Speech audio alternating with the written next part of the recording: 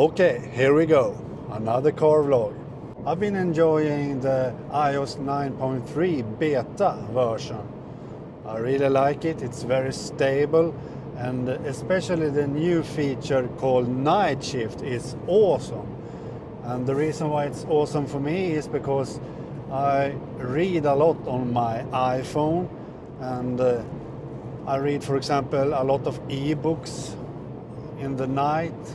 So Night Shift is perfect, and I have seen so huge difference already because my eyes doesn't get hurt so easy, and I can read longer than before and so on. So Night Shift has done a huge difference for me because I read so much on my iPhone 6s Plus.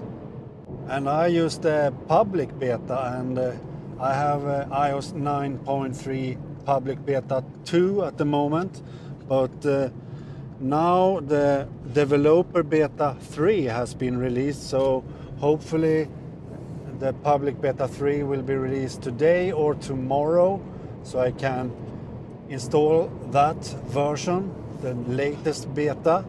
And a friend of mine on my Apple community, Rich Woods, said to me today that Apple News is finally available for Swedish phones, Swedish iOS. So I can now finally see Apple News and start using Apple News for iOS here in Sweden. Yay! So that will be awesome to check out. And as I said, the iOS 9.3 beta is very stable, so you can easily install it, the public beta, if you want.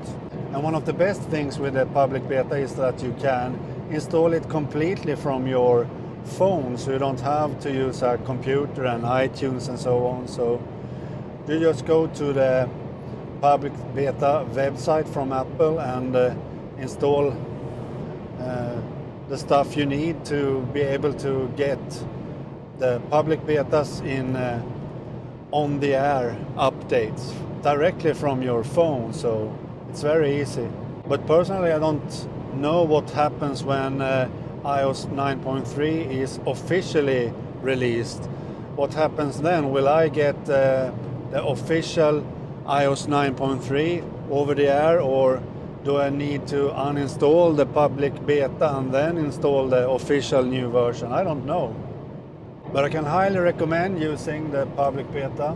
It's awesome, really. And I think it's quite cool that Apple has released so many new things in the iOS 9.3 beta, new features and so on. They usually don't do that because they always wait for the big update, and this time iOS 10 maybe. So that's a bit strange that they add new features in a smaller updates like the iOS 9.3. Middle in the season, if you know what I mean. So that's kind of cool. Hopefully Apple will change how they update iOS from now on, because if they add new features from time to time in smaller updates, then you don't have to have so many new things in the large update, the full update, iOS 10 for example, in this example. So if they could add more features over the year, then maybe iOS would be even more stable, because you can fix all the problems during the whole year with all the new features and so on. So I think that could be an interesting new way that Apple could add new features to. And by the way, these car vlogs has been terrible. The video quality on these car vlogs, the audio has been good, but the video quality has been terrible, and that's the iPhone 6s Plus fault.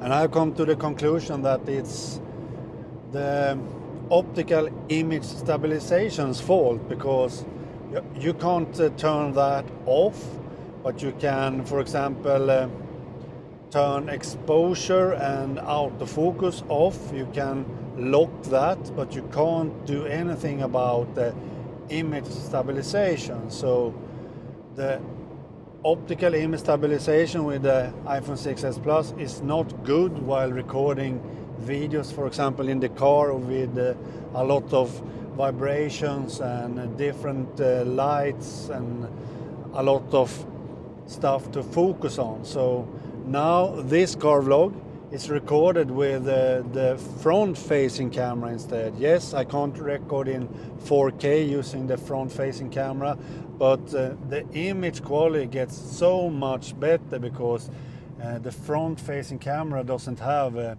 image stabilization, not optical image stabilization.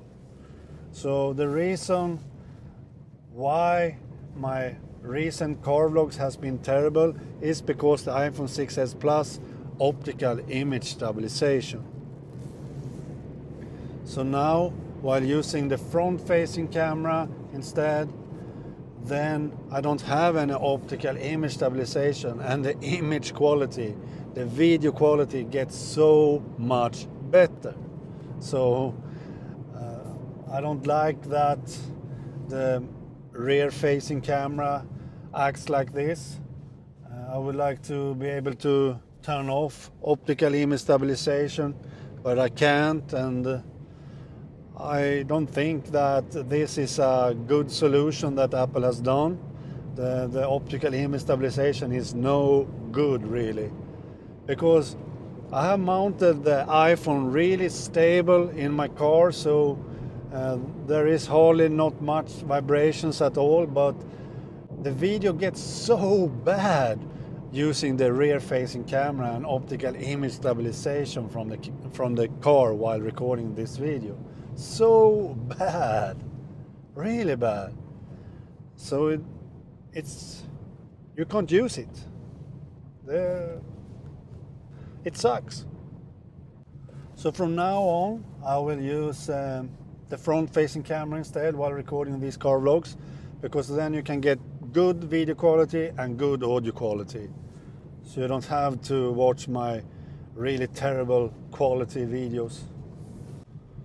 Because I want to record these car vlogs from my car, because I like talking to you while driving. So I will keep doing that, but hopefully now with better quality. And hopefully will Apple do some changes to the optical image stabilization to the iPhone 7 next time. So hopefully we even can turn optical image stabilization off, hopefully.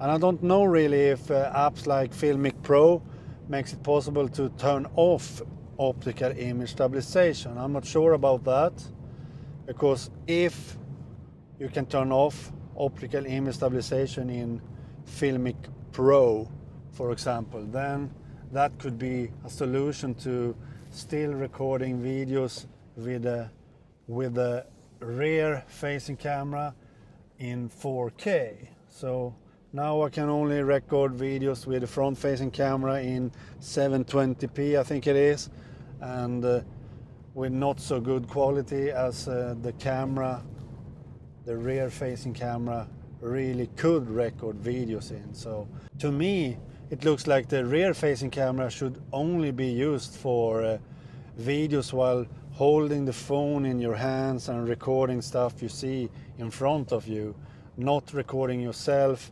mounted on a holder, for example, the GPS holder I use. Because it sucks, really sucks. Okay, bye.